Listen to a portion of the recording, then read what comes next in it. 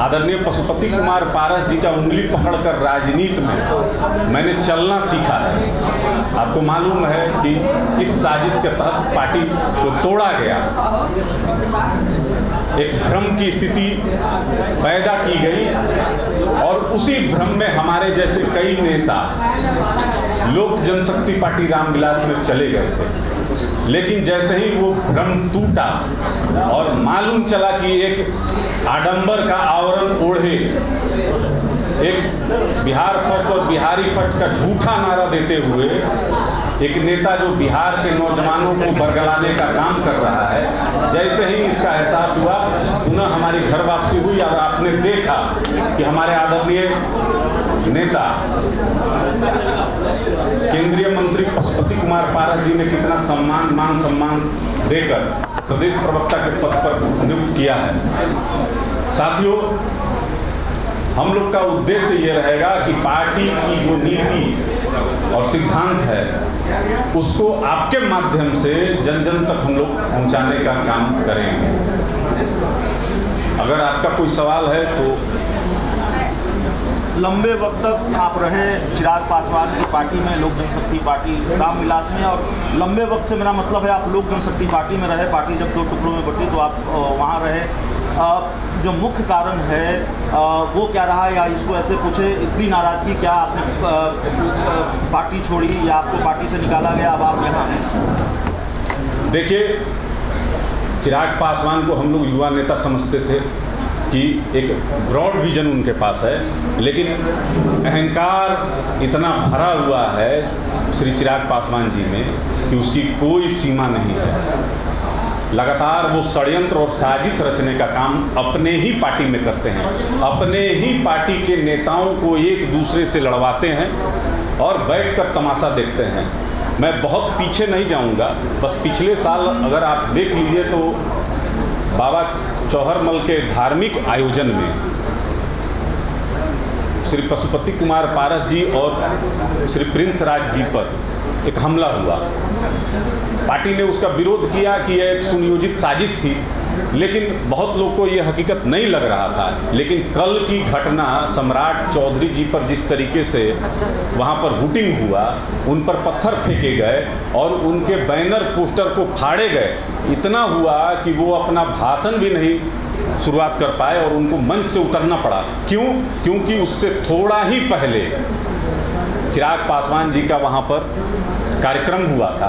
और देखिए, अगर कोई भ्रम पाल ले, कोई ड्रोन लेकर जाए, कोई ये भ्रम पाल ले कि वो जो हजारों की भीड़ है वह सिर्फ उसके लिए आई है, तो अब इसमें क्या कहा जा सकता है? देखिए, सालों से वहाँ धार्मिक आयोजन होता है। बाबा चौहरमल किसी एक जाति विशेष के बाबा नहीं हैं, वो सभी जाति, धर्म और मजहब के हैं। स्वर्गीय रामविलास पासवान जी एक वहाँ पर राष्ट्रीय मेला का दर्जा दिलवाए और लगातार देश के अलग अलग कोने से वहाँ पर लोग आते हैं। धार्मिक आयोजन है और धार्मिक आयोजन में मंच से आप अपने विचारों को श्रद्धालुओं के मन में रोपित कर रहे हैं। ये सरासर बहुत तुच्छ राजनीति है, ये घटिया सोच है कि आप वहाँ पर एक सेंटिमेंटल बात करते हैं कि आप अब आपके अलावा मेरे पास कोई उपाय नहीं है, कोई है नहीं, और आप अपने आंख में आंसू भरते हैं, फर्जी आंसू। चूँकि आप तो एक्टर हैं, स्क्रिप्ट देखकर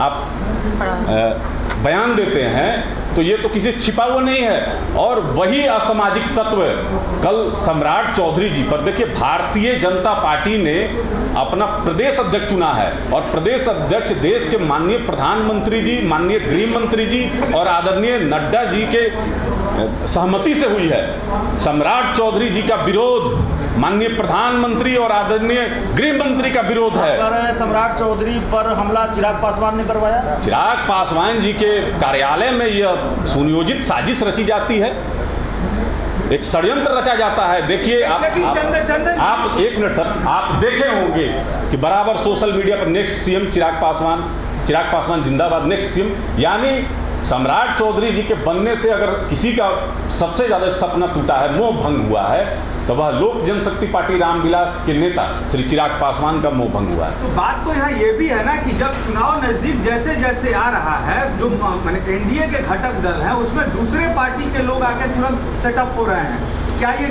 उनका भी ये नहीं है कि भाई एनडीए में दायरा बहुत बड़ा है, टिकट बड़ा जल्दी मिलेगा? देखिए, जहाँ तक मैं समझता हूँ कि चिराग पासवान अभी ना एनडीए के हिस्सा हैं ना। मैं चिराग की बात नहीं किया, मैंने ये कहा कि एनडीए के जो घटक दल हैं उनमें दूसरे दलों से लोग बड़ा जल्दी से क्यों आ रहे हैं? जल्दी से नहीं आ नहीं, देखिए ऐसा नहीं है। जो पार्टी में देखिए जो आस्था रखता है और टिकट पार्टी उसी को देती है जो जानती है कि जिसके विचार और सिद्धांत उससे मिलते हैं। ऐसे किसी को नहीं टिकट दिया जाता है। पूरी छानबीन होती है, पार्टी का सक्रिय सदस्य होता है और विचार मिलते हैं उस गठबंधन के भी और उस दल के भी। जी सर, नेक्स्ट सीएम का नारा लगाने वाले चिराग पासवान का आपने कहा सपना टूटा है सम्राट चौधरी की वजह से, तो क्या एनडीए और आपने मान लिया है बीजेपी ने कि अगले जो सीएम होंगे भाजपा की तरफ से, एनडीए की तरफ से सम्राट चौधरी होंगे? देखिए, भारतीय जनता पार्टी में सर्वसम्मति से कोई भी निर्णय होते हैं। जिस तरीके से अभी आप ही लोग के माध्यम से एक आकलन लगाया जा रहा है, मैं उस पर कह रहा हूँ, वो तो 2025 में तय होगा कि भारतीय जनता पार्टी अपना सीएम का फेस किसको बनाती है। लेकिन अभी एक जो आकलन का माहौल है उसमें लोग यही कह रहे हैं कि सीएम का भी फेस सम्राट चौधरी ही होंगे, चूँकि एनर्जेटिक हैं और युवा हैं, मेहनती हैं। तो इसमें कहीं कोई दो राय नहीं है कि जो भारतीय जनता पार्टी पर आरोप लगता था कि उनके पास कोई फेस नहीं है, तो सम्राट चौधरी जी के आने से भारतीय जनता पार्टी के पास एक युवा और तेज तरार फेस भी मिल गया है। धन्यवाद।